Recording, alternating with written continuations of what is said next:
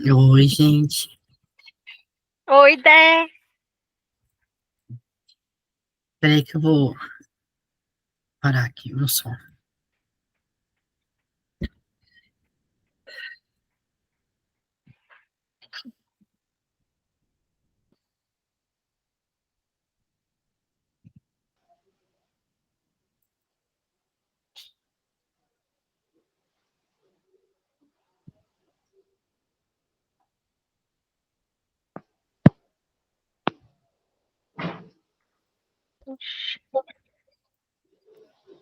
Ixi, tá ruim isso, hein?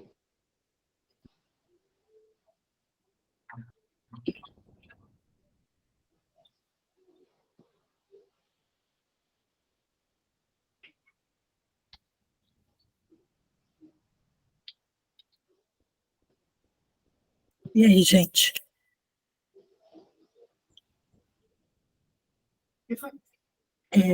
Eu também não tenho como aceitar aqui, né? Hã? Não, pode aceitar, eu te pus como ADM. Não aparece. Automático. Automático. O que que é? Tem que estar automático. Então vê. Quem vai fazer a oração?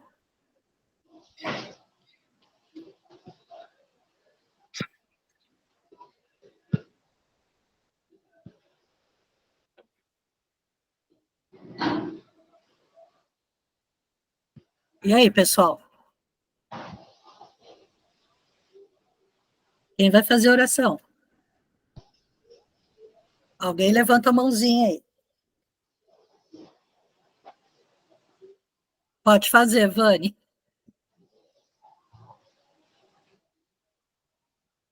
Abre o microfone. Ah, tá. Vamos elevar nosso pensamento, acelerando assim a nossa mente, com 3 respirações profundas, acalmando, pedindo a Jesus, nosso Mestre, os nossos anjos guardiões, que nos auxiliem na compreensão dos estudos que aqui vai ser realizado, com a sua bênção de amor, de proteção e com o seu entendimento. Pai nosso que estais no céu, santificado seja o vosso nome, venha a nós o vosso reino, seja feita a vossa vontade, assim na terra como no céu.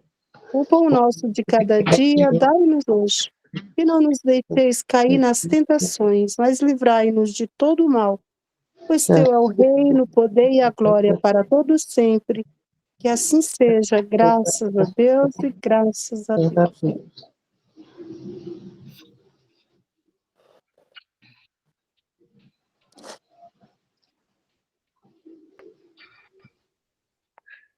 Eu abri aqui o meu. Peraí, eu não vou enxergar aqui, não. Você vai passar. Quem vai passar os slides? Sou eu. Sou eu, Gil. Deixa eu ver se eu enxergo a primeira página aí. Porque eu não vou enxergar essa letrinha de longe, não.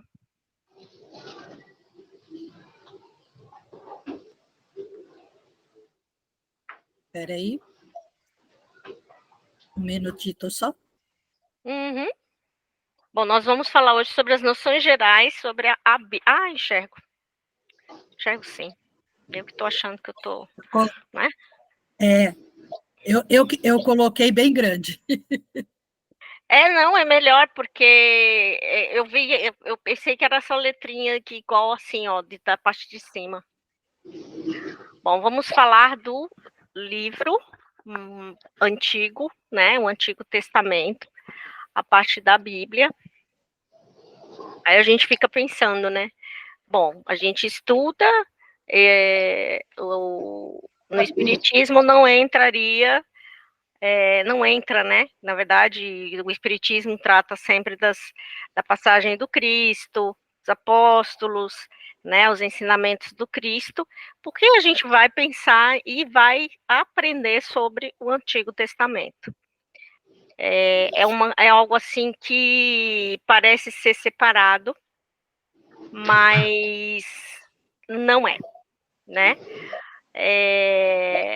Espíritos que foram profetas no Primeiro Testamento reencarnaram, como, por exemplo, João foi Daniel, foi Davi ou Daniel? Não lembro. É Daniel. Daniel. Então, Não. João foi Daniel, ou seja, atrás, nas informações da parte do Primeiro Testamento, consta o Oti, ficou pequeno. Ficou pequeno? Peraí, Ficou. pronto. Já arrumei. Então, já falava sobre a vinda de Jesus, né? Então, se nós lermos qualquer das passagens na Bíblia, né, os provérbios, as coisas que eles falavam, os cânticos, etc., fala da vinda do Senhor, fala sobre a vinda do Messias, prega sobre isso, e é claríssimo que é sobre Jesus que eles estão falando.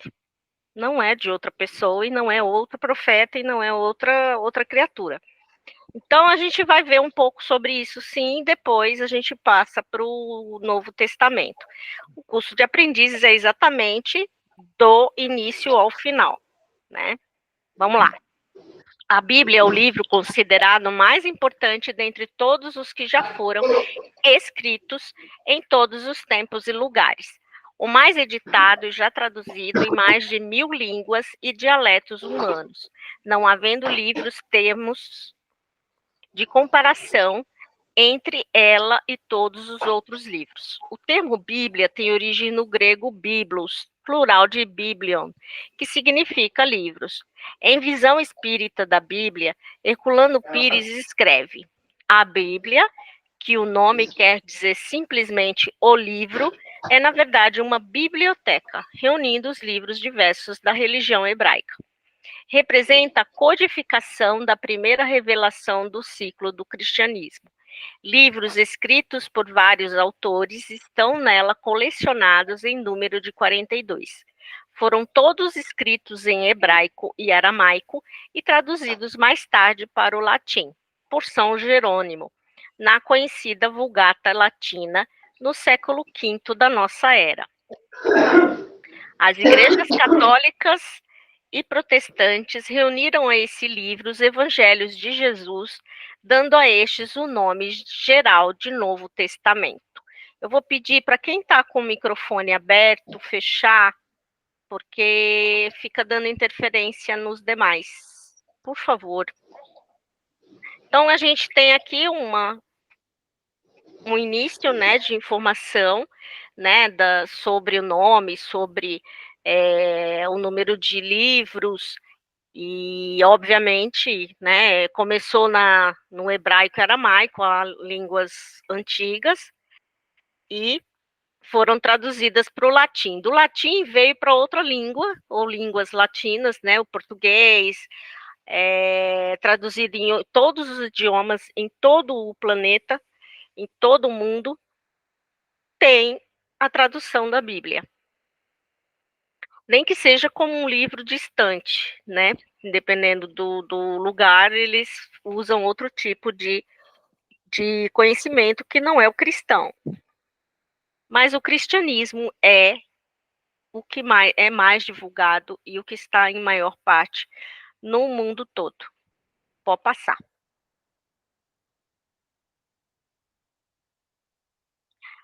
Então, é bastante coisa aí, ó. Tem vários números, né? Capítulos, versículos, letras. O maior versículo é o de Esther. O menor versículo é o Êxodo. Salmos de 14 e 53 são iguais. 14 a 53 ou 14 e 53? Acho que é E, né? É. O maior capítulo é Salmo 119. A gente também conhece o Antigo Testamento, pelo menos quem foi católico, quem, né, sempre seguiu essa informação sobre os Salmos, né? A gente abria no Salmo 23, 33, alguma coisa com 3 no final, para ter a Bíblia aberta exatamente nesse Salmo, né? Colocava no pedestal assim e botava a Bíblia assim. Eu nunca pus isso, mas eu já vi em muitos lugares, exatamente porque os Salmos têm uns cânticos muito bonitos, né? E são verdadeiras orações na pessoa que escreveu, que fez a psicografia na época, exatamente transcreveu aquilo que representava a fé e para passar para todas as outras gerações. Aí a gente sempre se pergunta, a tradução é 100%? Não, não é 100% porque a gente não sabe. Mesmo porque tem palavras que não existem, né? Ainda mais de traduzindo em línguas mortas. Aí é que fica mais difícil. E tem aquela coisa chamada imaginação, criatividade do espírito encarnado e do desencarnado, né? Mas tudo está sob a égide de Deus. Seja alguma alteração que fizeram ou não, a verdade ela prevalece. E eu acho que a verdade maior dentro desses 2 livros, né, são as provas da vinda do Cristo, o Cristo como ele é, e toda a informação que foi passada para alterar, né, a conduta da criatura. Eu já ouvi falar, se tirasse tudo da Bíblia e deixasse só o Sermão da Montanha, já era reforma íntima completa. Né? Então, é algo que é valioso, mesmo que a gente nem saiba como começou, e deve ter livros escondidos, guardados, porque, por exemplo, podem ter falado de reencarnação, vida espiritual, tinha alguém que psicografava, tinha médium que fazia não sei o quê, aí resolveram botar isso embaixo do tapete para não deixar o povo saber. Né? Então, tudo vem num determinado tempo. Os personagens, a palavra Senhor se repete 1800 e acho que é 55 vezes, e o centro da Bíblia é Salmos 118. É muito grande, eu acho muito bonito, né? A Bíblia de Jerusalém é uma Bíblia muito explicativa, é fácil de entender, não é difícil. E recomendo, se alguém quiser adquirir uma Bíblia, que adquira a Bíblia de Jerusalém. Inclusive, ajuda muito ao estudante do aprendiz do Evangelho. Pode passar. Até o alemão Johann Gutenberg inventar a tipografia, que é o processo de impressão com caracteres móveis, no século XV, a Bíblia era um livro raro e extremamente caro, pois todas as cópias eram feitas artesanalmente, manuscritas em material muitas vezes difícil de obter e manipular. Os textos bíblicos foram escritos nos mais diversos materiais.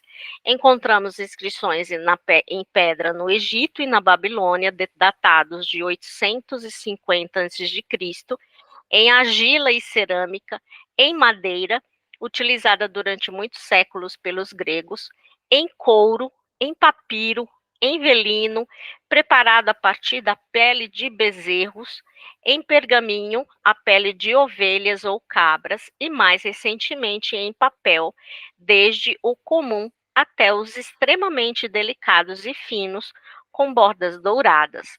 Hoje já podemos ouvi-la em CD e ler seus belos textos em livros virtuais na internet. Foi somente no século XVI que o padre católico Martinho Lutero, fundador do protestantismo, traduziu a Bíblia para o alemão, deixando-o ao alcance das classes menos cultas. Posteriormente, as traduções para outras línguas se popularizaram, o que universalizou seu conteúdo, permitindo a todos o acesso aos seus ensinamentos, né? Martinho Lutero, para quem conhece o protestantismo, ele foi o precursor e é o Chico ou o Emmanuel? Agora me deu dúvida. Você lembra, Salete?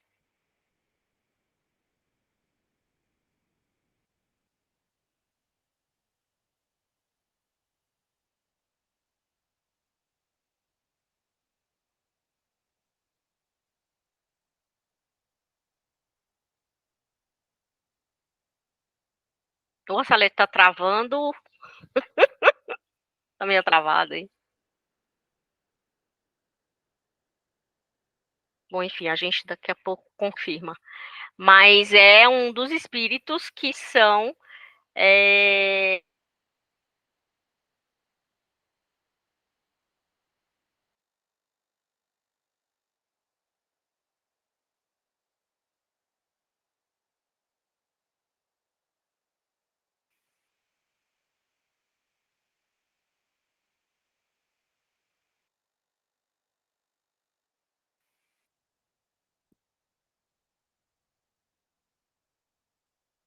bom, enfim, é um dos espíritos que são auxiliares do Cristo, né? Se eu não me engano, é uma reencarnação de um dos grandes espíritos que a gente está acostumado a ouvir, a ver livros ou mesmo as informações que o Espiritismo fala durante toda essa obra, né? Boa noite. Boa noite, dona Tânia. Desculpas. Imagina.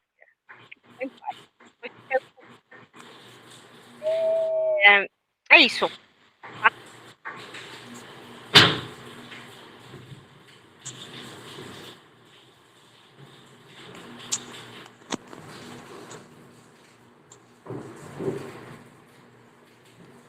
Pode passar, Sá.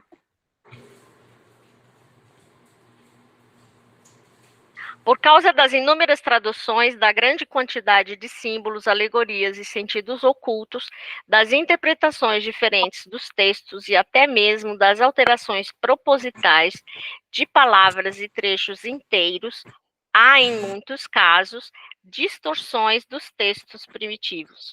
Isso, no entanto, absolutamente não invalida a Bíblia.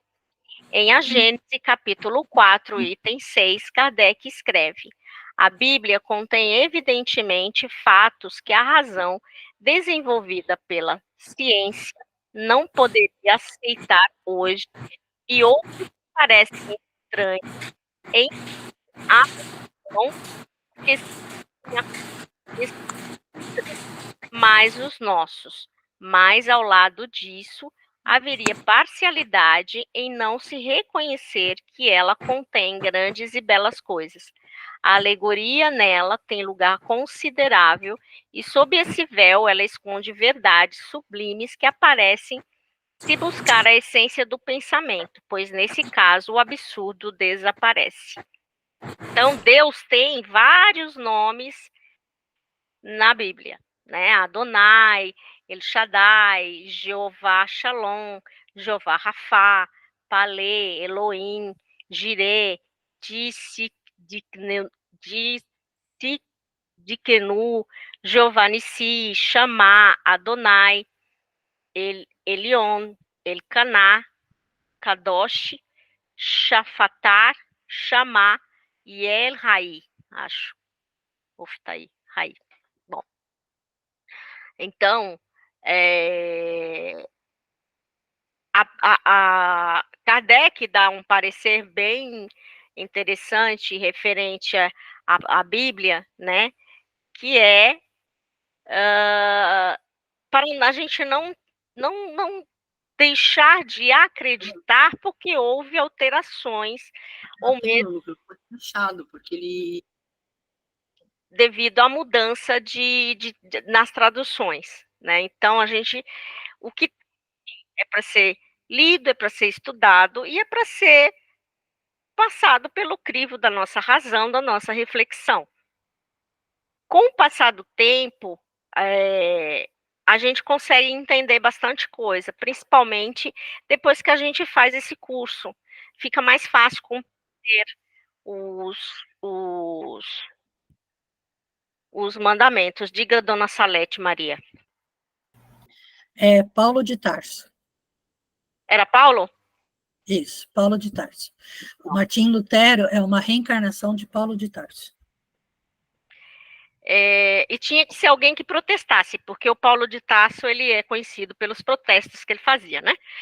Aliás, ele estava junto com o Platão. Ele não era um dos dois, não, o Aristóteles ou o Sócrates. Eu tenho essa desconfiança.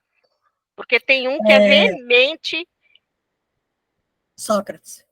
Sócrates, tá vendo? Sabia, cara. Platão era o Chico. Isso.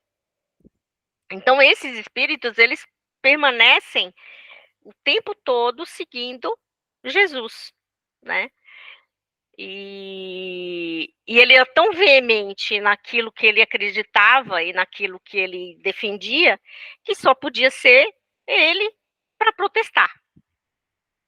Em O Livro dos Espíritos, item 59, Kardec discorre sobre alguns pontos divergentes entre as afirmações bíblicas e a ciência, como as questões da criação em 6 dias, a existência de Adão como primeiro homem, o dilúvio universal, etc. E considera que as contradições entre ambas são mais aparentes do que verdadeiras, pois decorrem da interpretação dada a elas por homens que tomam ao pé da letra o que tem sentido simbólico ou alegórico. E Kardec questiona: devemos concluir então que a Bíblia é um erro? Não, mas que os homens se enganaram na sua interpretação. Então, tem muitas pessoas que eu já ouvi várias subestimarem a Bíblia, principalmente dentro do meio espírita. Por quê? Porque não entende a necessidade dela existir. Aí veio o advento do espiritismo, a gente pega a Bíblia e põe fogo?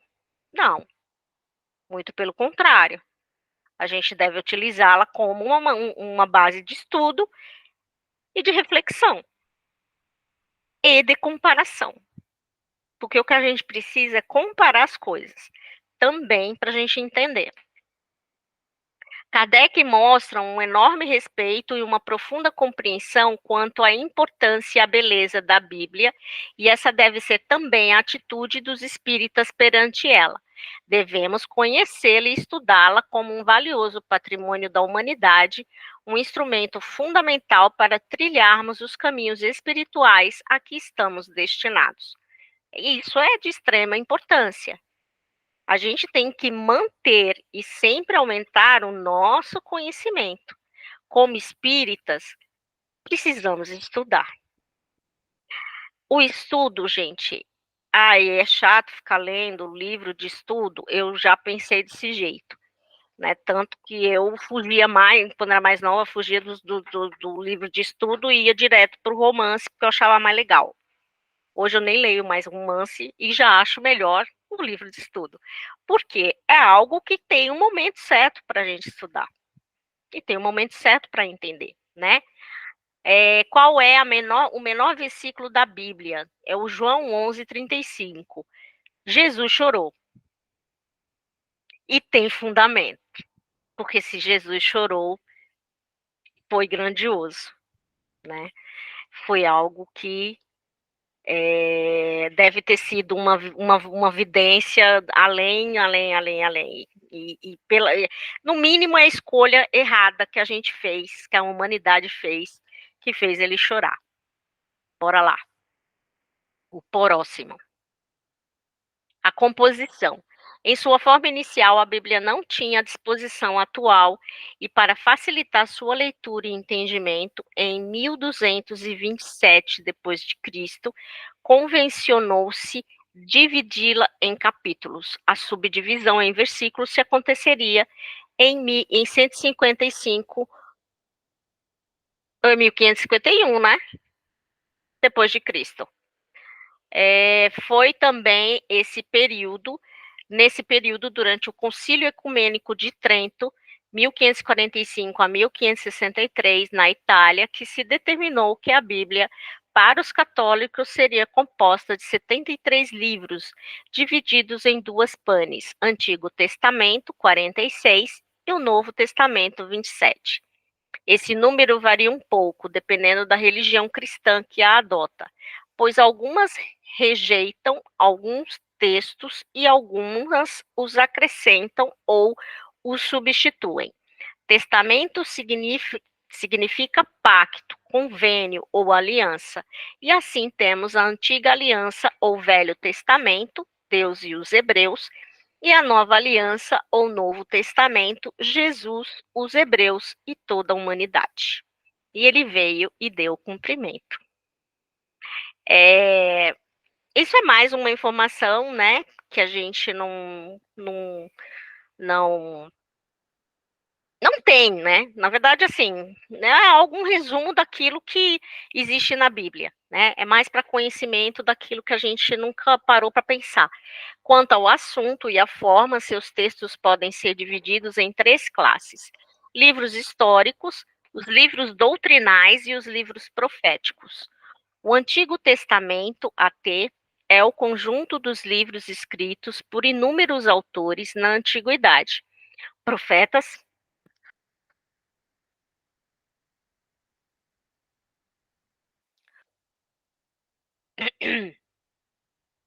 escribas, sacerdotes, reis, que relataram os acontecimentos, os costumes, as leis, as regras de convivência social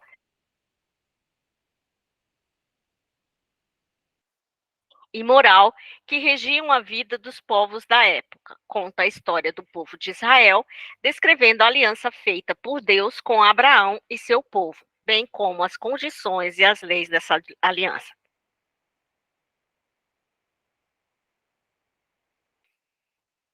Então, a gente tem aqui, né, um quadradinho que explica onde fica o nome do profeta ou do apóstolo, o capítulo, que é o número maior, e os versículos, que é aquele número pequenininho.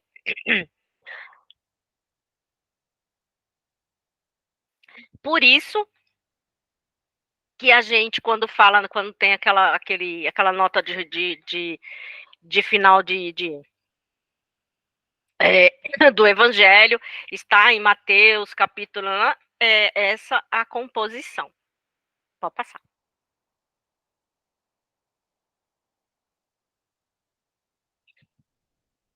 Os livros que o compõem estão assim divididos: livros históricos, 21, Gênesis, Êxodo, Levítico, Números, Deuteronômio, Josué, Juízes, Rute, 1 Samuel, 2 Samuel, 1 Reis, 2 Reis, 1 Crônicas, 2 Crônicas, Esdras, Neemias, Tobias, Judite, Ester, 1 Macabeus, 2 Macabeus. Cada um destes textos narra uma parte da história do povo hebreu. Livros doutrinais: 7. Jó, Salmos, Provérbios, Eclesiastes, Cântico dos Cânticos, Sabedoria, Eclesiástico. São escritos voltados a indicar a correta conduta moral para o homem de bem.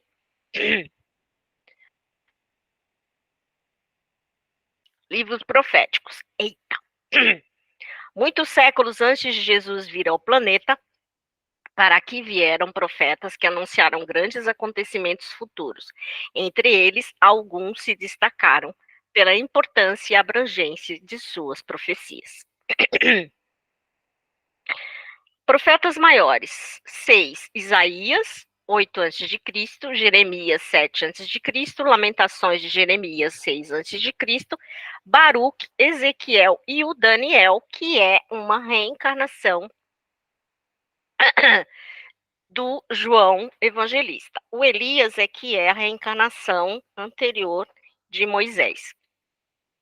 Profetas menores: 12. Oséias, Joel, Amós, Abdias, Jonas, Miqueias, Naum, Abacuque, Sofonias, Ageu, Zacarias e Malaquias.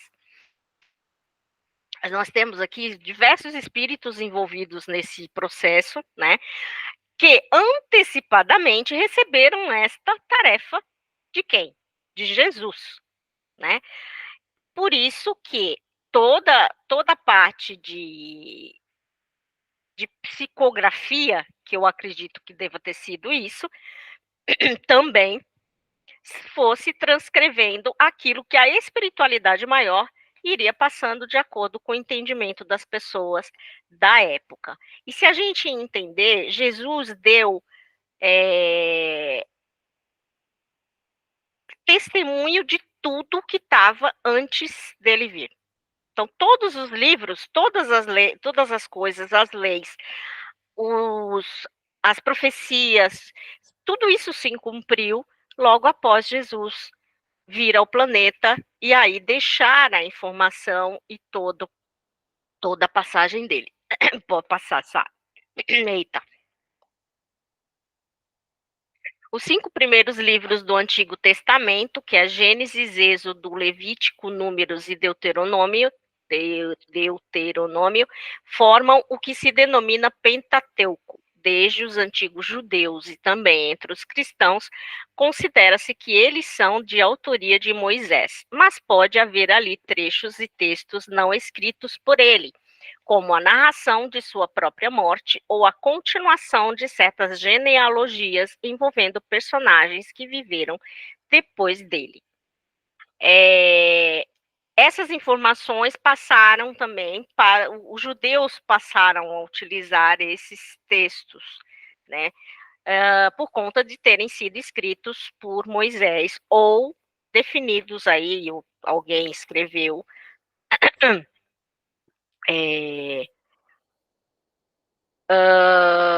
através dele, que seria o caso de ter um escriba ou alguém que fizesse isso para ele. Então, esses livros são os que mais marcam, né? É o que mais, na verdade, a história foi falada a respeito. Diga, dona Salete Maria. Os livros que ainda são considerados do Moisés, quem terminou de escrever foi o Josué.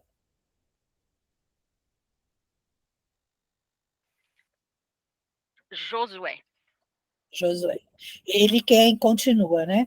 Ele que fica no lugar de Moisés para guiar o povo hebreu, e aí ele faz aquela parte da narrativa que descreve a morte de Moisés e os personagens que vieram depois. Entendi. Então, assim, sempre teve um que era preparado depois do outro, né? Não tinha nenhuma exclusividade aí dentro desses livros. Apesar que algumas pessoas entendem como sendo, e coloca Jesus, principalmente os judeus, como um profeta, como os outros profetas. Mas a gente sabe que não é bem assim. O estudo do Antigo e do Novo Testamento, considerando-se os contextos histórico e cultural do momento da elaboração de cada um dos textos, permite-nos perceber a evolução histórica e moral da humanidade, as razões dos acontecimentos e transformações que progressivamente conduzem-nos a caminhos espirituais cada vez mais elevados. Percebemos que homens primitivos, rudes, muito mais ligados às sensações materiais, que necessitavam de um Deus agressivo e vingativo, como a vinda de Jesus, passam a conhecer um Deus amoroso e compassivo e que o Mestre não tinha vindo destruir a lei, mas fazê-la cumprir, dando-lhe o seu verdadeiro sentido e preparando a humanidade para a plena vigência interior da lei divina. Na atualidade, tem um pouco de confusão também das mentes que passam a usar os livros antigos, dando ênfase ao Moisés e a essa narrativa, né, mais agressiva do Deus dos exércitos, o Deus que ele pune, né? Pune aquele que peca, aquele que erra. Eu entendo isso como uma condição espiritual também, né? Porque há pessoas que médiums acabam sempre repetindo, né, essas informações. E eles, no decorrer, Jesus não é também falado, né? Não é Jesus que é enaltecido, mas essas informações anteriores, né? Então, para quem, né, para nós que já estamos na atualidade, a gente entende que, e dentro do Espiritismo, cada um tem o seu tempo, né? Cada um tem sua hora. Para muitos, o Espiritismo é a coisa mais horrenda da face da Terra, né? Coisas do demônio, coisas negativas. Por quê? Pela ignorância. Não conhece, né? Não conhece e muitas vezes fica parado só numa informação como essa informação do Antigo Testamento. Então, por isso que nós espíritas temos que fazer é estudar, porque não tem outra saída. Como é que a gente vai entender o nosso irmão, que está num grau de compreensão, que ainda utiliza o Antigo Testamento e fala dele e prega ele, e não lembra do Mestre Jesus? Né? Não lembra de Jesus e da passagem de Jesus. Porque Jesus, sua passagem, seus ensinamentos, seu exemplo, suavizou muito, né? Então, Jesus deu reuniu toda a informação que todos os outros escritos, os papiros e etc., a lei existente, já vinha passando para os homens da época. E Jesus não foi só para aquela época, como foi Moisés na época anterior e os outros profetas. Jesus foi o profeta acima dos outros profetas. Então, é a partir de Jesus que a gente pode despertar como um cristão, como alguém que entendeu alguma coisa, né? Passemos para o próximo. Acabou! Olha só! Olha e veja! Rapidinho! Pessoal, vou trocar a apresentação, tá? Tá bom. Apareceu aí na tela de vocês? Ainda não. Ainda não. Tá, peraí.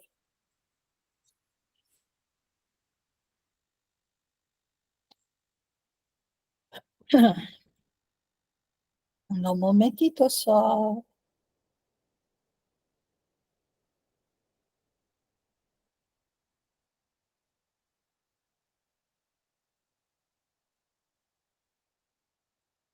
Alguém tem alguma dúvida e quer, enquanto a Salete procura ali? Não, só estou começando aqui.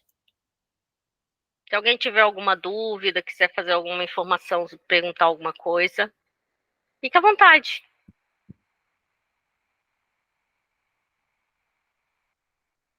Cadê o povo que não estou vendo as carinhas?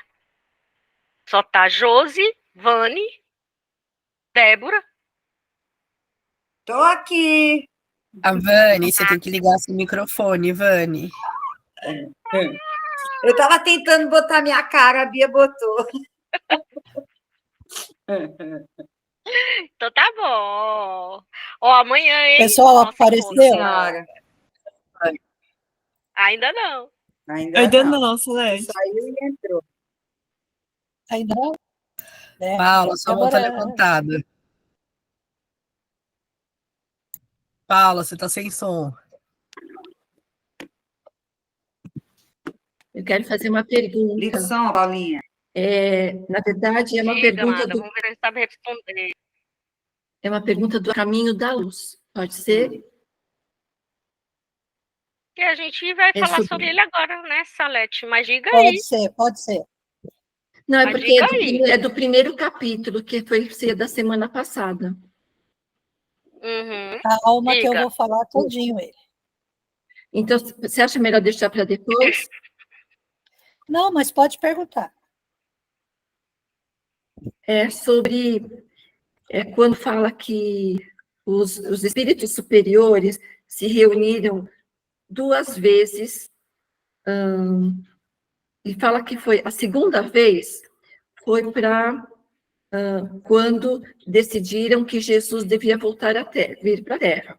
É que eu não entendi qual foi a primeira vez que eles se reuniram, que fala assim, a primeira verificou-se quando o orbe terrestre se desprendia da nebulosa solar, a fim de que se lançassem no tempo e no espaço as balizas do nosso sistema cosmogônico e os pródomos da vida na matéria da ignição do planeta. E aí fala, a segunda foi quando decidiram que Jesus devia vir. Então, eu não entendi qual é a primeira. Achei que é muito confusa essa explicação aqui da primeira vez que eles se reuniram. Então, foi da criação, né? Da cocriação. O co-criador da da Via Láctea, ou daquilo que a gente conhece, porque Jesus é o pensamento, o Deus é o sentimento dele que deu origem ao fluido cósmico universal. A partir daí, os espíritos crísticos fizeram a manipulação desses átomos, dessa energia, e começaram a co-criar o que a gente conhece como planetas, sóis, etc. Então, eles se reuniram anteriormente, inclusive para fazer a nossa galáxia, etc., e criar os planetas que estão à nossa volta, inclusive a Terra, e provavelmente se reuniram para definir depois, pela situação em que a humanidade estava atravessando, a necessidade de Jesus encarnar, porque não é uma reencarnação, e trazer as informações necessárias e o vivenciamento do bem para que a gente pudesse compreender. Porque foram várias almas, né? Vários espíritos criados, e precisava ter um direcionamento correto. E Jesus pediu a Deus mais 2000 anos, já que, eu não sei onde eu li isso, mas que, devido aos defeitos que nós temos, seria refeito toda essa criação. Entendeu? Entendi. Começado do zero. Aí só Deus mesmo poderia destruir os espíritos. E ele pediu a Deus mais 2000 anos para que a gente pudesse passar pelas provas e fazer a nossa reforma íntima durante essas reencarnações e experiências. Então, eles podem ter se reunido antes, em outras ocasiões, com certeza, né? Mas o que eu li, que eu entendo, eu acho que os 2 pontos primordiais aí foi criação, cocriação e a necessidade de ter, porque um só não resolve, pelo que eu entendo. É como um conselho, né? Todos têm que estar de acordo e definir que Jesus, que é o espírito mais em condições, viria à Terra encarnado para cumprir essa missão. Entendi. Obrigada, Gil. Nada, amor. Quiser complementar, Sá, manda ver.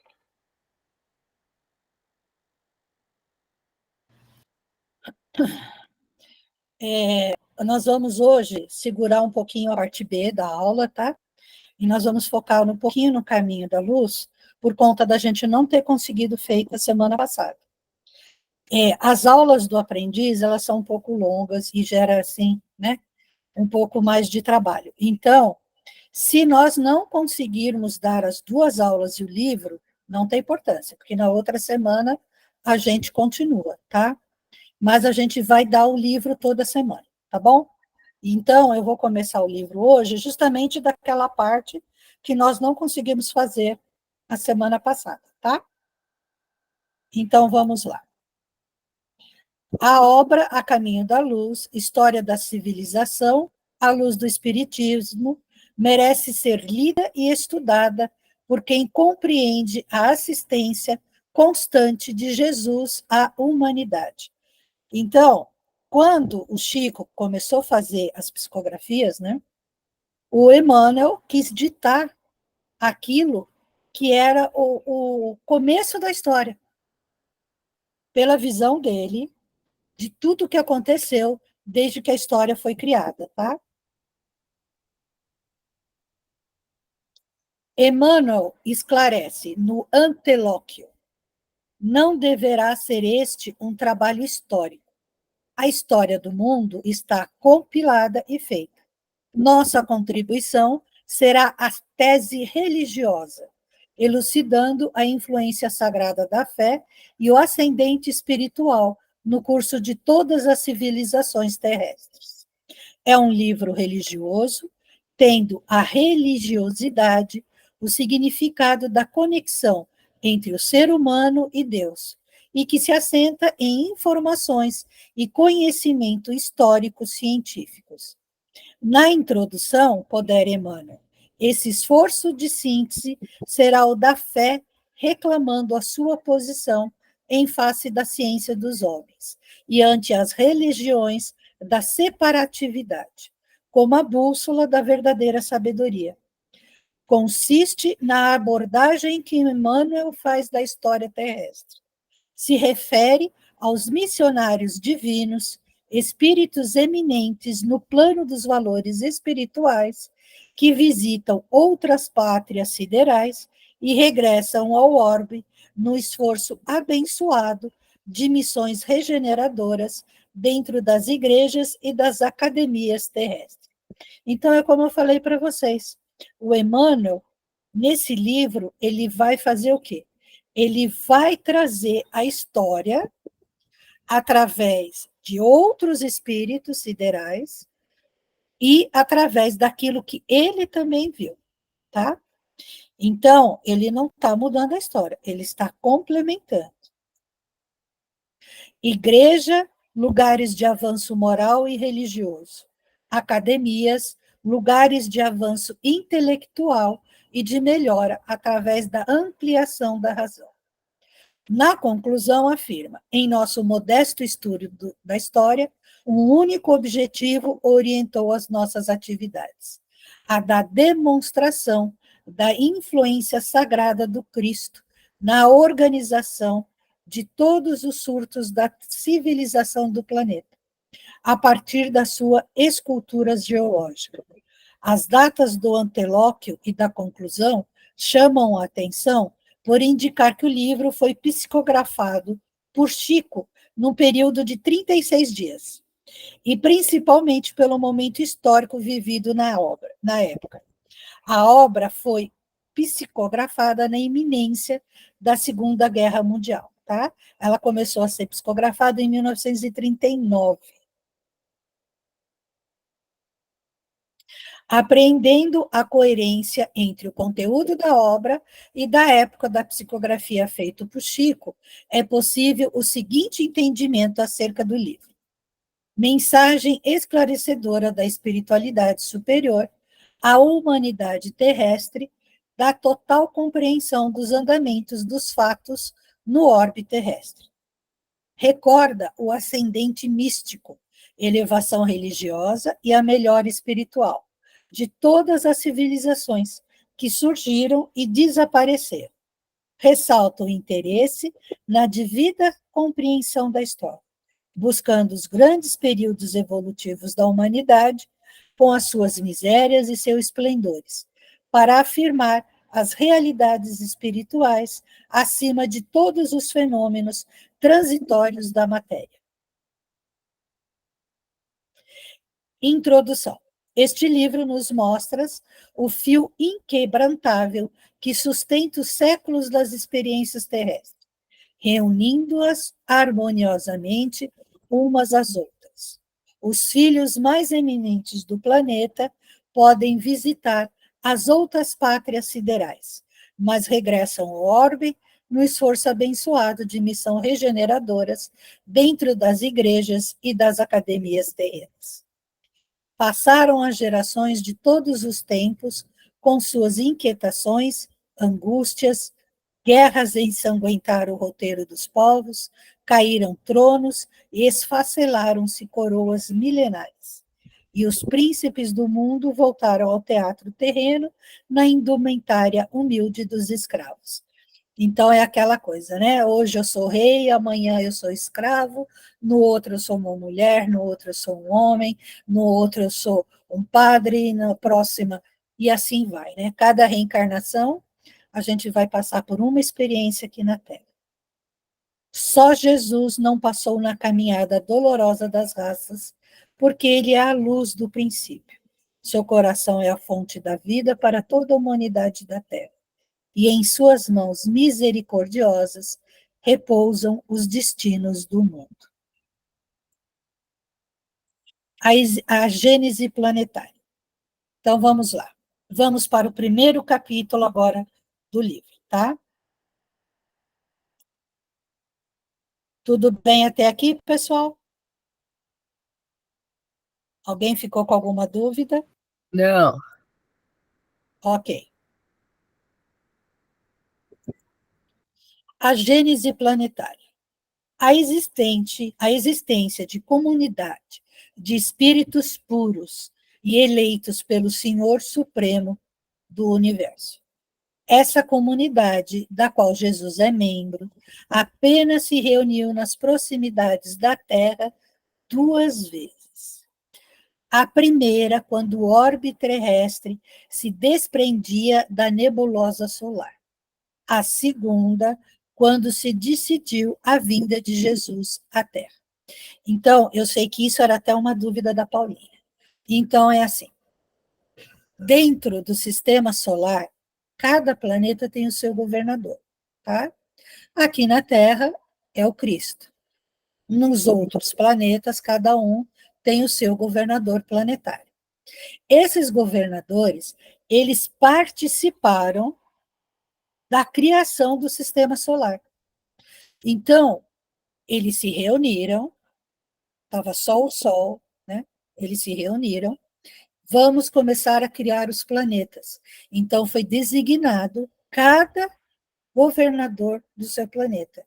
E, a partir daí, o governador começou a fazer a criação do planeta. Então, Paulinha, quando você me perguntou lá, quando foi a primeira vez, até a Gil já te respondeu alguma coisa, foi justamente nesse momento em que a Terra foi criada. Por quê? Porque foi decidido quem seria o governador da Terra e foi decidido quem era o governador dos outros. Foi quando o Sol começou a se desprender e formar os planetas. Então, a partir dali, o Cristo assumiu a nossa governadoria. Tá? Essa foi a primeira reunião do Conselho Crístico do Sistema Solar. A segunda reunião foi quando decidiram que o Cristo viria para cá. A preparação do Cristo para a encarnação dele levou 2000 anos. Então, essa reunião deve ter acontecido muito antes disso, tá? E aí teve essa reunião. Nós sabemos que existe uma terceira reunião do Conselho Crístico, que foi feito quando foi dada a moratória de 50 anos para a Terra, que era a data limite do Chico em 2019, tá?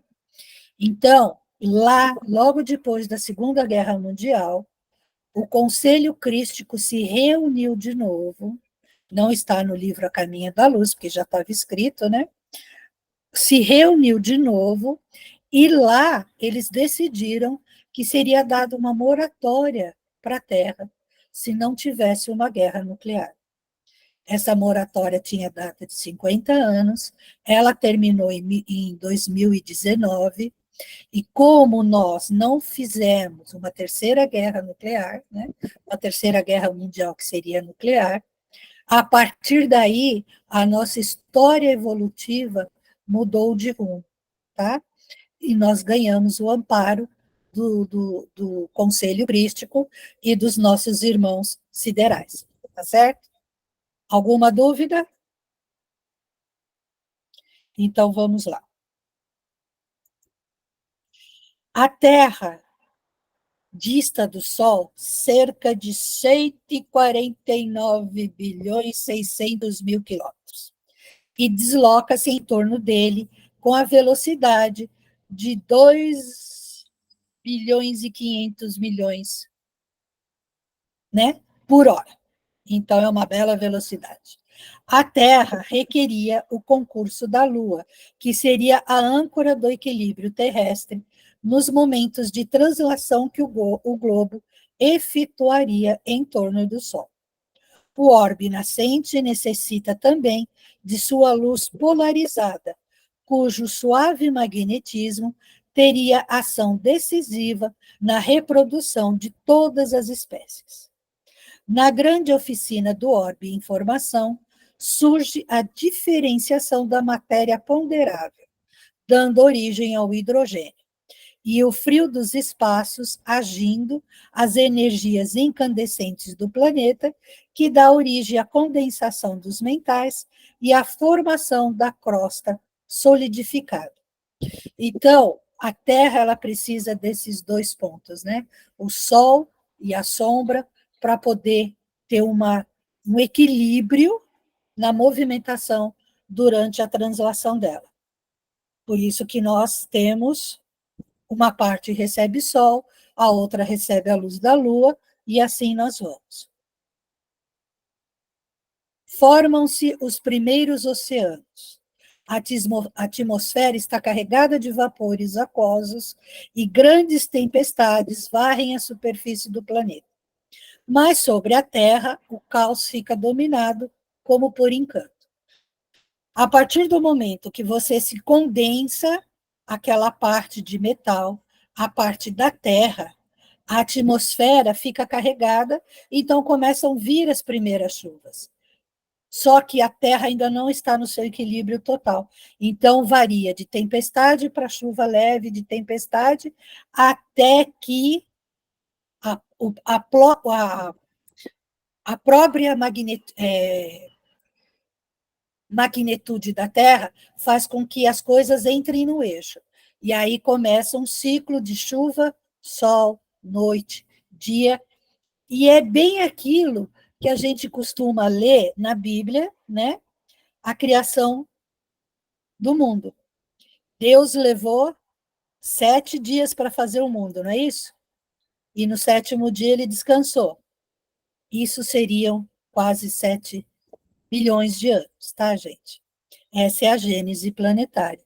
O que Deus diz na Bíblia que criou em 7 anos, em 7 dias, na realidade é mais de 7.000 anos, 700.000 anos, tá?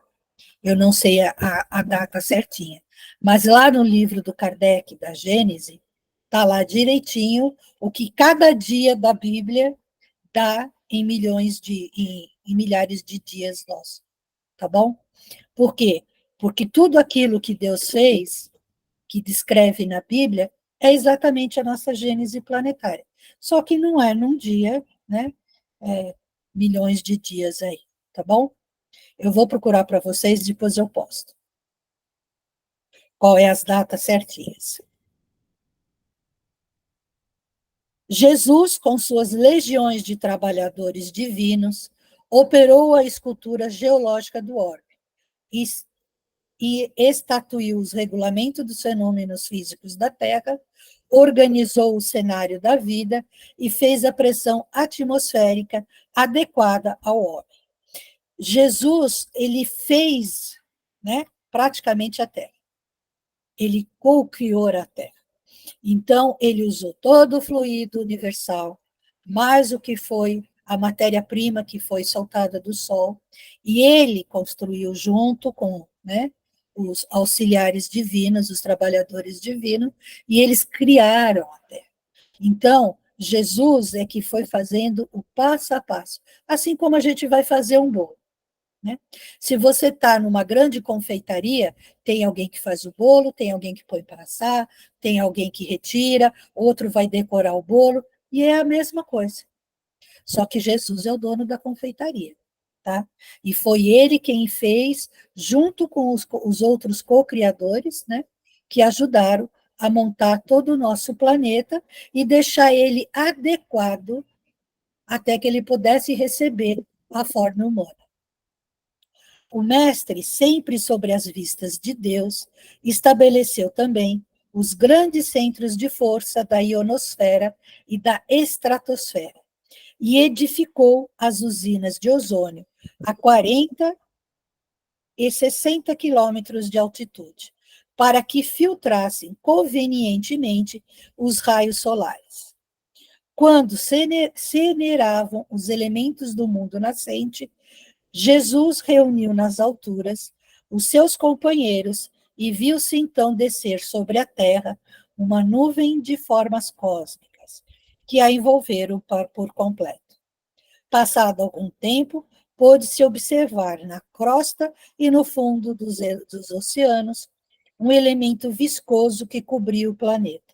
Com essa massa gelatinosa, nascia na Terra o protoplasma. Protoplasma, o conteúdo celular vivo, formado principalmente de citoplasma e núcleo. Então, quando tudo estava pronto, veio o primeiro ser vivo, né? Uma bactéria, claro, né? Uma amebazinha pequenininha, um ser unicelular, tá certo? E é daí que começa toda a vida no planeta Terra. Sob a orientação de Jesus, laboravam na Terra numerosas assembleias de operários espirituais. O ideal da beleza foi a sua preocupação dos primeiros momentos, no que se referia às edificações celulares das origens.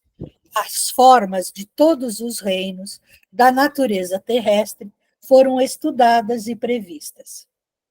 Tudo obedecendo a um plano pré-estabelecido pelo Cristo. Tudo isso, gente, ele faz, né? E Deus coloca lá na criação da Terra, né, 7 dias. Imagina fazer isso tudo em 7 dias. Mas, para nós, é muito mais, né? Pode ser que lá no plano espiritual seja 7 dias, para nós não é. Para nós é uma distância bem grande. As formas de todos os reinos da natureza terrestre foram estudadas e previstas, tudo obedecendo a um plano previamente estabelecido por Cristo. O protoplasma foi o embrião de todas as organizações do globo, os primeiros habitantes da Terra. No plano material, são as células albuminoides, as amebas e todas as organizações unicelulares. Com o escoar do tempo, esses seres primordiais se movem ao longo das águas, onde encontram o oxigênio necessário à vida, elemento esse que a terra firme não possuía ainda em proporções de manter a vida animal, antes das grandes vegetações. O primeiro sentido desenvolvido por esses seres foi o do tato, que deu origem a todos os outros com o aperfeiçoamento dos organismos superiores. Então, gente, quando Deus, né, chegou para o Cristo e falou, vai lá e cria a Terra, ele veio junto com o Conselho Crístico, junto com os co-criadores, e eles fizeram a Terra e prepararam ela para receber uma vida humanoide. Só que também não poderiam, de cara, colocar o humano direto. Então, eles tiveram que começar a fazer a vida, que é nada mais simples do que um ser unicelular. E dali ele foi desenvolvido e foi, vamos assim dizer, também evoluindo, tá? E qual foi o primeiro sentido? O do tato. Quem já viu ou um desenho ou uma foto de uma ameba, né? Ou de um ser unicelular, eles têm um monte de filamentozinhos, né? Como se fosse patinhas ou pequenas anteninhas. É justamente por causa dessas anteninhas que o primeiro sentido foi feito. Ah lá, Gil está fazendo lá o movimento. Esse foi o primeiro sentido que foi desenvolvido, justamente o do tato, né? Então, ela não tinha olho, ela não tinha visão, nem sentido para onde ir, então ela ia pelo tato, tá? Se vocês ainda verem alguns seres marítimos, também são desse tipo. Eles vão andando, né, assim, e vão pelo tato, tá bom?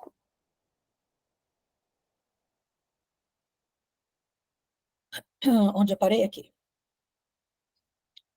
Milhares de anos foram precisos aos operários do Cristo no serviço da elaboração paciente das formas. Primeiro, eles coordenavam os elementos da nutrição e da conservação da existência.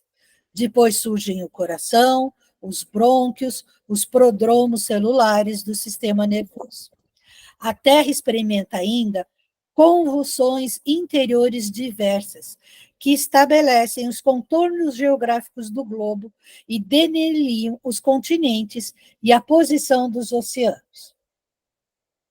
Aparecem os primeiros crustáceos terrestres, um prolongamento dos crustáceos marítimos, aparecem depois os batráquios, que tocam a água pelas regiões lodosas e firmes. Então, são os primeiros animais que começam a sair da água e começam a vir para a terra firme. Primeiro, eles vivem nos lodos e depois já vão para a terra firme. Nessa fase evolutiva, todo o globo se veste de vegetação luxuriante. A natureza torna-se, então, uma grande oficina de ensaios monstruosos após os répteis. Surgem os animais horrendos das primeiras eras primitivas. Coitadinho dos dinossauros. Ainda são chamados de animais horrendos. Então, esse foi o caminho que se levou desde a primeira ameba, né, do primeiro animal, até os dinossauros. Né? Então, os dinossauros ainda foi um experimento realizado pelo Conselho, tá, gente? Por quê? Porque o planeta ainda não estava totalmente centrado, totalmente equilibrado. Então, também não poderiam pôr animais aqui que não aguentassem o tranco. Então, tinha que ser os dinossauros mesmo. Os trabalhadores do Cristo eliminam, porém, todas as arestas e os tipos adequados à terra são consumados em todos os reinos da natureza, eliminando-se os fulcros teratológicos e estranhos do laboratório de suas perseverantes experiências. Uma prova de intervenção das forças espirituais nesse vasto campo de operações é que, enquanto o escorpião, gêmeo dos crustáceos marinhos, conserva até hoje, de modo geral, a forma primitiva, os animais monstruosos que lhes foram posteriores desapareceram para sempre. Aí vem Adão e Eva, pela Bíblia, tá, gente? Adão e Eva constituem apenas uma lembrança dos espíritos degradados na passagem da terra. Da mesma maneira que Caim e Abel são dois símbolos para a personalidade das criaturas. Então, vamos lá. Essa parte é um pouquinho, né, confusa. Adão e Eva e o paraíso. Nós sabemos que quando na Bíblia coloca Adão e Eva e o paraíso, nós sabemos que já existiam muitas cidades, já existiam civilizações. Tá? Por que nós sabemos? Porque se a gente for lá na Bíblia e pegar a leitura que está escrito lá, se você começar pela parte aonde está a região do Éden, você vai ver que fala que está entre o rio Eufrates e o rio de cima, que eu acho que é o Danúbio. Eu não tenho muita certeza agora. É exatamente onde é o Irã e o Iraque hoje em dia, tá, gente? Então, o Éden ficava aqui. Quando você lê a história do Adão e Eva, depois que Caim mata o Abel, você vai ver que ele é expulso, né, pelos pais, e ele vai para um outro lugar, conhece mulheres e ali ele se casa. Quer dizer, então já existiu uma cidade lá. Você tem que ler com muita calma esse pedaço da Bíblia, porque é bem confuso. Mas se você ler com calma, você vai conseguir ver e localizar exatamente onde é o Jardim do Éden. E você vai ver que depois já existiam cidades. Tá? Adão e Eva nada mais é do que uma representação dos degredados que vieram de Capela. Se você pegar a Bíblia, quem escreveu essa parte da Gênese foi Moisés. Como é que Moisés escreveu isso? Contado pelo seu pai, que foi contado pelo pai dele, que foi contado pelo pai dele, que foi contado pelo pai dele, de antes de Abraão. E aí eu te digo, até onde os fatos continuaram reais e até onde entrou aquele grande ditado nosso, quem conta um conto aumenta um ponto. Mas, se você pegar o livro do Kardec, ele descreve quase a mesma coisa.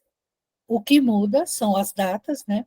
Porque a criação não foi feita em um dia, cada dia da semana, e sim em eras, né? E a parte que vem de Capela, do Adão e Eva. No livro Exilados de Capela, fala sobre o Adão e a Eva, tá? Quem tiver interesse em ler o livro do Adão, do Exilados de Capela, lá também esclarece muita coisa sobre isso. Então, vamos lá. Os primeiros antepassados do homem remontam ao período terciário, onde vamos encontrar, sobre a orientação das esferas espirituais, algumas raças de antropóides, no Plioceno inferior. Esses antropóides e os ascendentes dos símios tiveram a sua evolução em pontos convergentes. Daí o parentesco sorológicos entre o organismo do homem moderno e o chimpanzé. Foi uma evolução paralela, tá, pessoal? A gente pode dizer que os co-criadores usaram a mesma receita. Só que em vez deles usarem, né, fazerem, isso é só um exemplo, fazerem um bolo de chocolate ou um bolo branco, eles fizeram um bolo mesclado. Então, a receita é a mesma, só que em algum momento aí divergiu e apareceu a raça humanoide e continuou a raça dos macacos, tá? Deu para entender até aqui? Dúvidas? Vou continuar. Se alguém tiver dúvida, levanta a mãozinha aí. Eu. Oi, fala. Então, na verdade, Fala, não é alguém. uma dúvida. Eu acho que eu até já fiz essa pergunta para a Gil. Em algum momento, com certeza, eu fiz. Eu sempre me questionei. Tá ouvindo? Tô ouvindo. Eu sempre me questionei com relação ao porquê. por que a criação de tudo? Qual o objetivo? E assim, enquanto a gente estava gatinhando, né, que nem você explicou aí, a evolução desde a ameba até os dias de hoje, já existiam outros cristos em outros planetas, né, galáxia, não sei se fala isso, ou é planeta, mais evoluídos que a gente, certo? Certo. E assim, a Terra passou a ser, como, por exemplo, abrigo de quem foi expulso de capela por não fazer bom uso, que é o que vai acontecer com a gente num futuro próximo, né? Quando a Terra passar, a transição for completada, os que não, não quiseram, né, evoluir vão passar para mundos inferiores.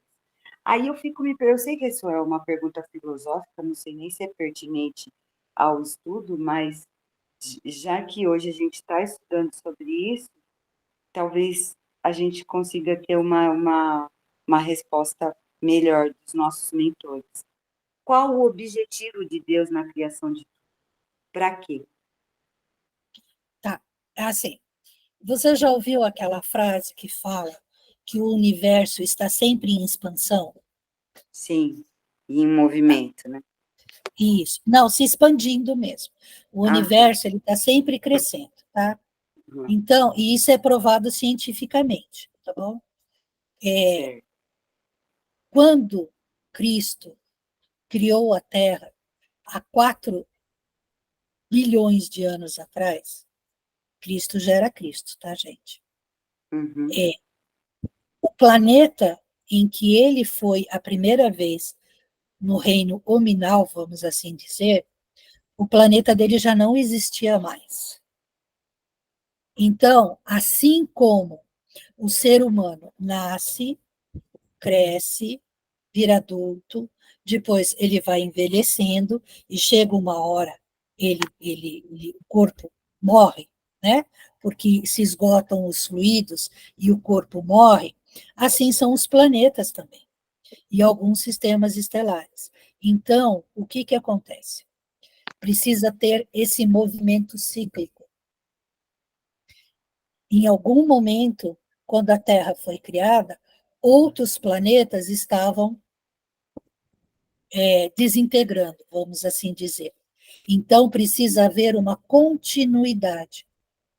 Por isso que o universo, os cientistas dizem que ele está expandindo, porque há 4 milhões de anos atrás, quando Jesus assumiu a governadoria da Terra, que ele criou a Terra, o planeta dele já não existia mais. O sistema solar em que ele nasceu já não existia mais. Então, Mas vamos supor. então Cristo estava encarnado em algum planeta? Ele não estava Não.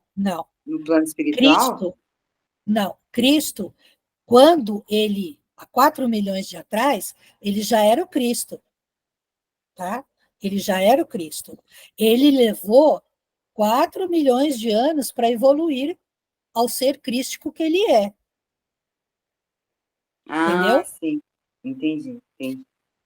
Tá? Tá. Por isso que o planejamento para o nascimento dele levou 2.000 anos, Uhum. tá? Para se preparar tudo e vir encarnar na Terra. Maria de Nazaré também levou muitos anos o planejamento dela.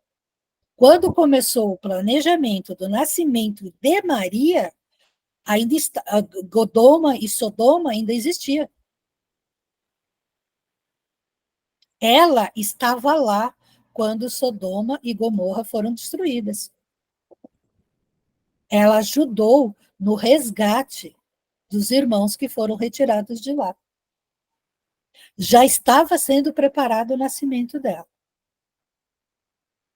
Então, para você ver, isso é mais ou menos na época de Abraão. Não é? Quando Sodoma e Gomorra foram destruídas. É. Velho Então, Testamento. época de Abraão. Já estava sendo planejado o nascimento de Maria. E ela já estava lá, e ela ajudou no resgate. Então, quando a gente diz que o porquê que Deus criou, porque é um momento cíclico. Por que nascem crianças? Porque, né? Porque a gente Então, envelhece. Tem que... exatamente. No universo, é o mesmo padrão. Enquanto tem sistemas solares morrendo, tem sistemas solares sendo criados. Sendo que... Entendeu? Sim, obrigada. Conseguiu entender, Olga? Consegui. Então, tá bom. Obrigada. Imagina, ué? Estou aprendendo junto com você. Então, vamos lá. Bora. Não houve, porém, propriamente falando, uma descida da árvore no início da evolução humana. As forças espirituais que dirigem os fenômenos terrestres, sob a orientação de Jesus, estabeleceram uma linhagem definitiva para todas as espécies, dentro das quais o princípio espiritual encontraria o processo do seu acrisolamento, em marcha para a racionalidade.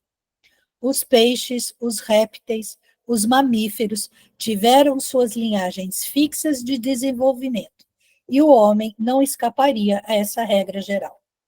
Os antropóides das cavernas espalharam-se aos grupos pela superfície do globo ao longo dos séculos, sofrendo as influências do meio e formando os prodomos das raças futuras.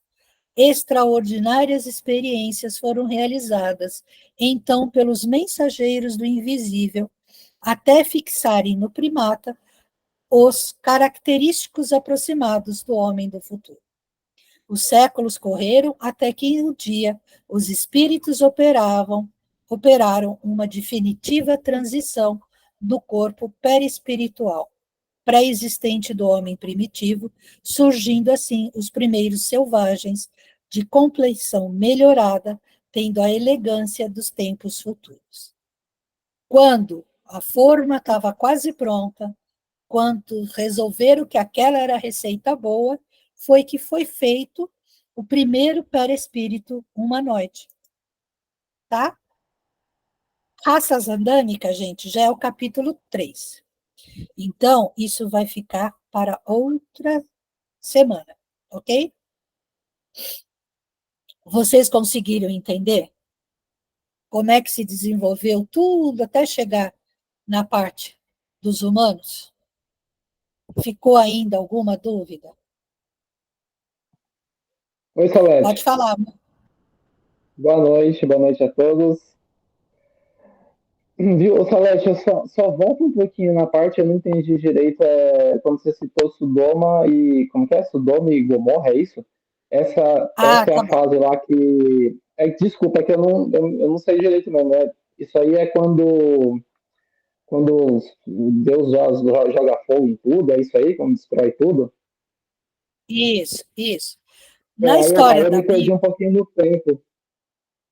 Tá, então vamos lá. Tipo, Na no fato. história da Bíblia, quando Abraão, né, ele está voltando do Egito, tá? Abraão está voltando do Egito para se fixar novamente em Canaã. O sobrinho dele, o Jó, tá? Porque até então Abraão ainda não tinha filhos, tá bom? Não tinha nascido nem o Ismael e nem o Isaac, tá? Quando Abraão está voltando do Egito para se fixar em Canaã, ele já está com um tremendo de um rebanho, a população que já estava ali com ele, né?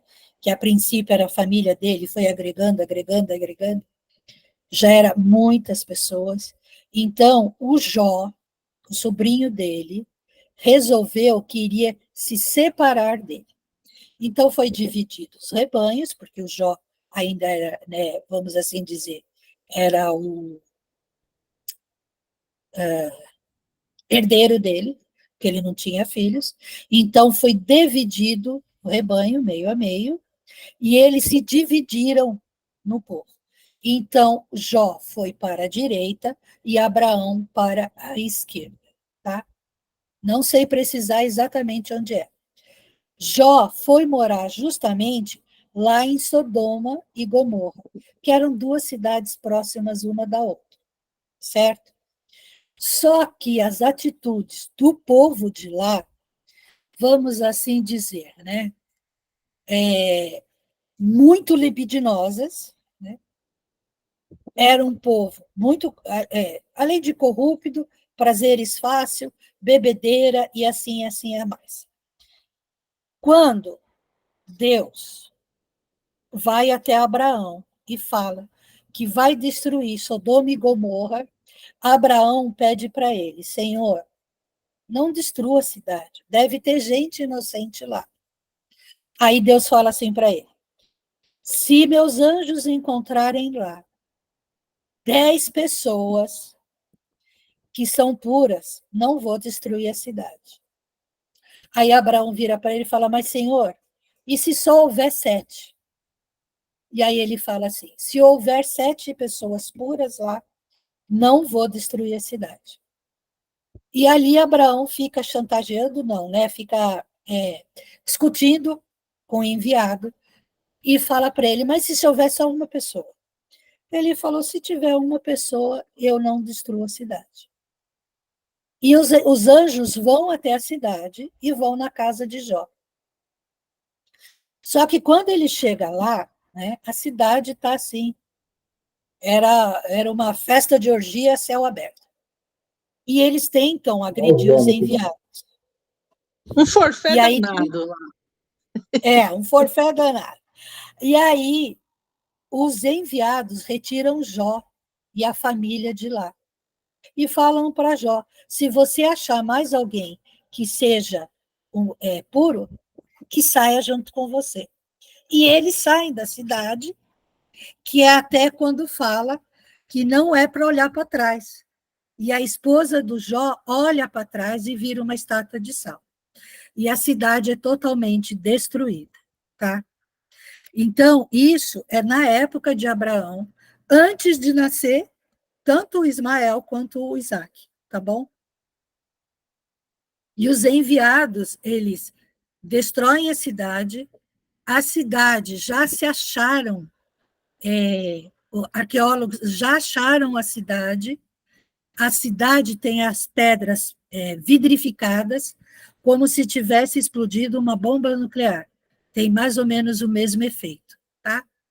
E a nuvem que gerou por conta dessa destruição, ela durou 3 anos. Tanto que Jó teve que ir embora, o Abraão teve que ir embora de lá para sair de novo de Canaã por conta da destruição e da fumaça que abrangeu todo o local, tá? Chegou a encobrir o céu. Agora, nessa época, Maria já estava no plano espiritual aqui na Terra, porque Maria de Nazaré também foi a única encarnação dela, assim como Jesus, tá, gente? A Maria, ela não encarnou anteriormente aqui na Terra, como Maria de Nazaré foi a primeira. E ela, na destruição de Sodoma e Gomorra, ela estava lá ajudando a recolher os irmãos espirituais, ajudando no socorro dos desencarnados. Tirou a dúvida, amor? Boa, tirei. Quando Murilo? você começou a falar que ele... Oi, tá me ouvindo? Tô. Tá me ouvindo? Então, não, é como você começou a falar que ele, não, era 10, não, agora são 7, se tiver só uma pessoa dele, eu lembrei. Aí agora eu lembrei que teve isso mesmo, verdade. Boa. Obrigado, Eu não lembro Carol. das palavras certinhas e da história como está escrita, mas eu sei o contexto. Mas é isso aí, não, tá certo. Eu lembrei agora, tá certo. Eu deixei aí no chat a cena da Gênesis da Record, nessa parte aí que minha mãe descreveu, da destruição e o diálogo do Abraão com Jesus. Depois vocês entrem no link e assistem, tá, gente? E aí vocês vão ver. O mais interessante é que, assim, né, na época que foi feita a história do Abraão, já tinha passado a novela de Jesus. Então, foi o Dudu Nobre que fez o enviado com Abraão, tá, gente? Então, é como se Jesus tivesse vindo, tá? Mas é um enviado de Deus, e os anjos dele, que estão praticamente em toda a história da Bíblia, é o Miguel e o Rafael, que sempre estão ali trazendo as mensagens de Deus, né? Inclusive da natividade de Jesus, tá? Mais alguma dúvida, pessoal?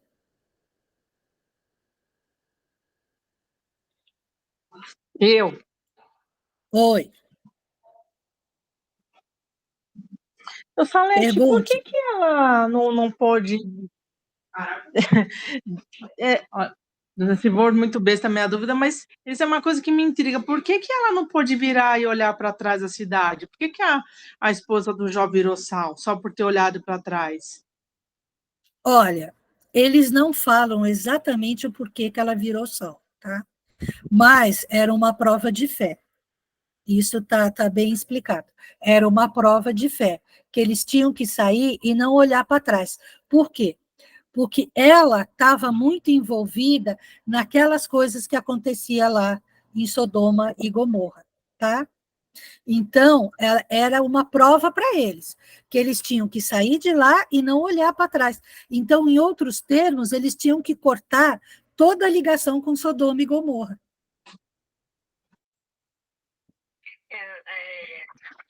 Seria. Na verdade, assim, é um retrato do materialismo. Exatamente. Né? A pessoa materialista, ela não se desliga das coisas materiais com facilidade. Né? Então, ela virando para trás, ela estaria dando a certeza de que ela era, por isso ela virou sal. Tem uma piadinha a respeito disso, que eu já ouvi na federação, era porque ela era curiosa. Todo curioso acaba virando uma estátua de sal por outra olhar para trás. Eu quero fazer só um comentário. Oi, Paulo, fala. Pode. É que o nome dele não é Jó, é Ló. É Ló, obrigada. Eu vi que tinha alguma coisa errada, mas eu falei Jó, é Ló. Eu vi que tinha, o Jó não estava caindo bem na minha cabeça. Vamos trocar com o Esse aí é o Ló. Tá certeza. Estou ficando doida. Eu tinha mais outra dúvida, mas se lembrar, eu te chamo de novo. Tá bom. Mais alguém, pessoal? Tá, lembrei. Ah. Por que os... Não sei se naquela época era hebreu, ou se a gente pode falar que é judeu, por que eles falam que eles são os eleitos de Deus, o povo de Deus? Porque quando... Vamos voltar um pouquinho mais, tá, gente? Isso ainda vai passar na aula, mas vou tirar essa dúvida sua. Tá. Quando Abraão saiu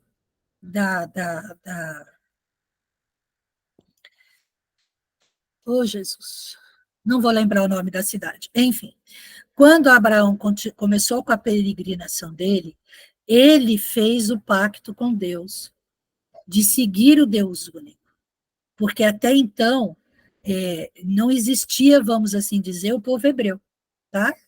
Existia um povo que seguia o Deus único, mas não era uma coisa assim extremamente divulgado, né? A distância de uma cidade na outra lá era uma coisa assim, né? 4, 5 dias, 6 dias, 10 dias, um mês de caminhada. E Abraão vivia numa cidade junto com a família dele, e depois o pai dele, né, saíram porque eles iam atrás de mais recursos, ou expandir, vamos assim, os comércios que ele tinha, porque o pai dele tinha um grande comércio lá na cidade. Agora eu não lembro o nome, mas daqui a pouco eu lembro. E nessa caminhada, Abraão, chegou uma hora, ele se separou do pai também, e continuou a caminhada, que é quando ele vai parar lá no Egito. Já havia sido tentado, em outras raças, a entrada do Deus único. que era o começo para poder entrar, acabarem-se com todos os deuses, né? Então, qual foi a primeira tentativa que a gente tem de registrado na Bíblia? Foi, não na Bíblia, mas registrado na história, de a primeira tentativa de se entrar com o Deus único. Foi no Egito, com Akenaton, tá? A gente até comentou isso na outra aula. Então, o Akenaton, ele tentou criar o Deus único. Só que os sacerdotes acabaram derrubando ele do trono, e o Tutancâmon, que foi o sucessor dele, voltou com todos os deuses do Egito. E o Akenaton não conseguiu entrar com o Deus único, tá? E aí se mudou, né, a espiritualidade, vamos assim dizer, mudou a tática e foi atrás do povo que tinha recebido lá o Adão e a Eva, né, que tinha sido aquela linhagem. E eles conseguiram através do Abraão, que é quando o Abraão faz o pacto com Deus. E até uma coisa interessante que eu li a semana passada, que fala que quando o Abraão faz o pacto com Deus, Deus diz que a descendência dele vai ser maior do que as estrelas do céu. E que ele vai ver o Messias chegando, tá? Abraão pede para Deus não morrer até que ele veja o Messias. E, lendo um artigo sobre o nascimento de Jesus e a apresentação do Jesus no templo, quando é feita a circuncisão e é apresentado Jesus no templo, tem um sacerdote lá no templo, que é bem velho, que vê Jesus, né? Ele pede para Maria ver Jesus, e quando ele vê, ele reconhece que aquele é Messias. Tá? E, inclusive, ele fala para Maria que o menino está destinado a grandes coisas, mas que uma espada de dor vai transpassar o coração de Maria. Esse sacerdote é uma reencarnação de Abraão. É Deus cumprindo a promessa que ele não morreria até que ele visse o Messias. Só que se a gente lê isso na Bíblia, a gente vai achar que como Abraão morreu com mais de 200 anos, que ele viu o Messias antes de morrer. Não, foi uma reencarnação dele. Eu não lembro o nome do sacerdote agora também. Vocês sabem que a minha cabeça tem hora que falha. Mas esse sacerdote é a reencarnação de Abraão, tá, gente? Então, Deus cumpriu a promessa de que ele veria o Messias, tá? Inclusive, a senhora que fica lá também, e que ela também vê o Messias e fica feliz no mesmo dia, também não lembro o nome dela, ela também é uma reencarnação de alguém lá de trás, tá? Eu não lembro agora, mas eu vou voltar no texto lá para ver se eu consigo achar. Então, essa, Kelly, foi por causa justamente que eles escolheram o povo hebreu. Na verdade, Deus escolheu o Abraão, porque ele era muito firme nisso, entendeu? E Entendi. a descendência dele são os hebreus, tá? Entendi. Não é circunscrito a um povo, e sim é uma pessoa que veio com essa missão, né? Isso. Entendi. Tá? Obrigada. Tanto, e se a gente for lá atrás, Abraão é Paulo de Tarso, gente. Olha que beleza, hein? É Paulo de Tarso, não. Isaac é João. Tá?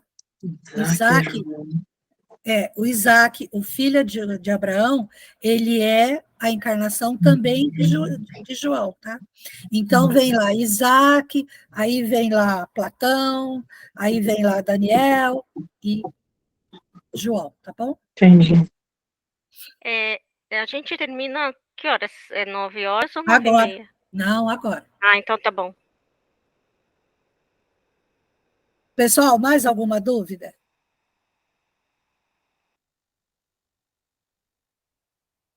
Tá tudo ok? Que beleza. Se ficou alguma dúvida, vocês perguntam lá no WhatsApp e a gente responde, tá, povo?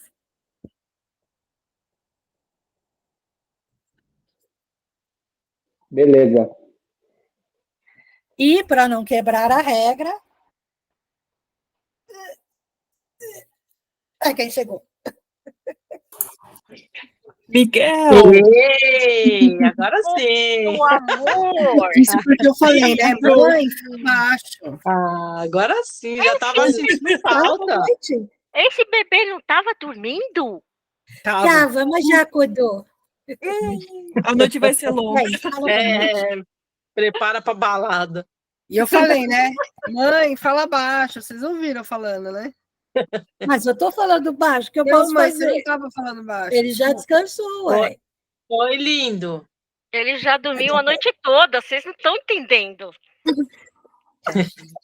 Vocês que lutem para manter os olhos abertos.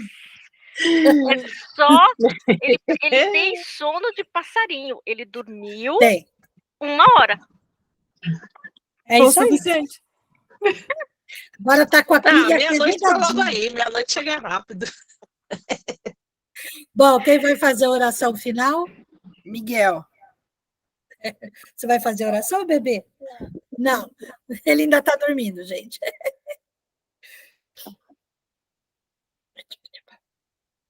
Quem faz? Então faz, Gil. Bora lá.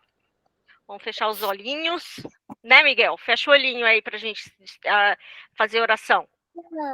O Papai do Céu não quer nada, porque eu tô enjoado. Então, vamos agradecendo a Deus, a Jesus, aos mentores da educação do Espírito,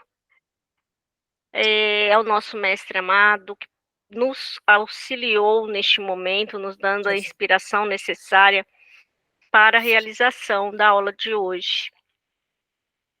E a permissão de nós fazermos esta aula online, com todos os alunos, e que todos possam ter uma noite de paz, de luz, de tranquilidade, mesmo que todos sigam para o trabalho de auxílio e resgate dos nossos irmãos.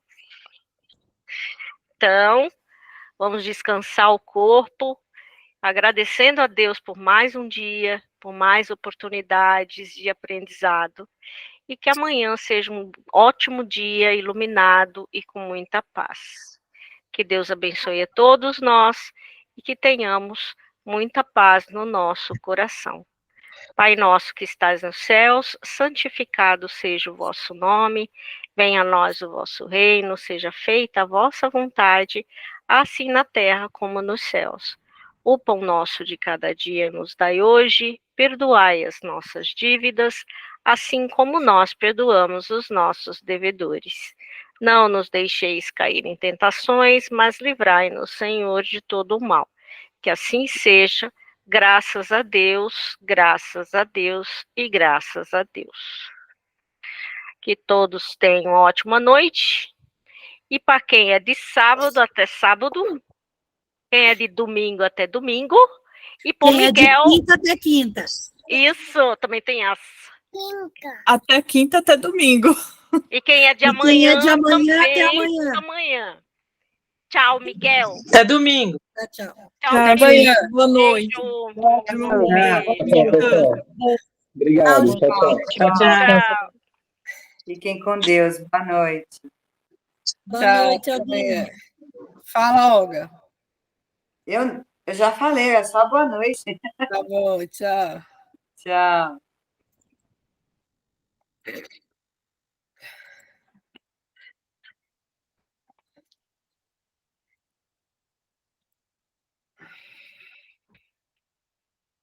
Fala, Tanita.